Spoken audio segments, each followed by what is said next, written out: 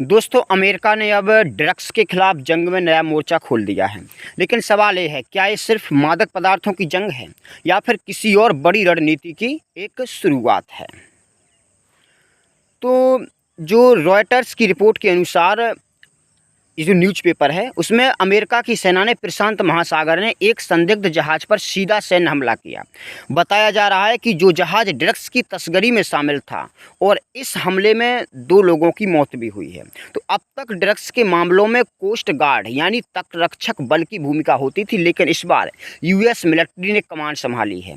यानी ये सिर्फ एक पुलिस कार्रवाई नहीं, बल्कि एक सैन्य ऑपरेशन था। यह घटना अमेरिका की नई रणनीति को दिखाती है, जहां अब वो नशे की तस्करी को राष्ट्रीय सुरक्षा के खतरे की तरह देखने लगा है। और यही बात इसे विवादास्पद बनाती है, क्योंकि सवाल उठ रहा है, क्या अमेरिका के पास किसी अन्य देश के जल क्षेत्र या अंतर्राष्ट्रीय जल में इस तरह हमला करने का कानूनी अधिकार है? और अगर आज यह हमला ड्रग्स के नाम पर हुआ है, तो कल यह किसी और के बहाने भी हो सकता है।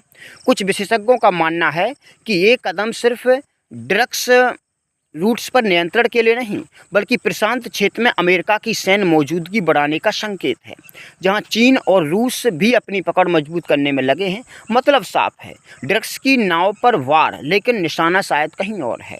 अमेरिका जब समुद्रों पर भी अपनी सुरक्षा नीति के जरिए अपनी भू राजनीति का दबदबा बना रहा है, तो सवाल आपसे, क्या ये हमला न्याय संगत है या फिर अमेरिका की एक और पावर प्रोजेक्ट स्ट्रेटजी है? कमेंट में बताइए कि आप क्या सोचते हैं।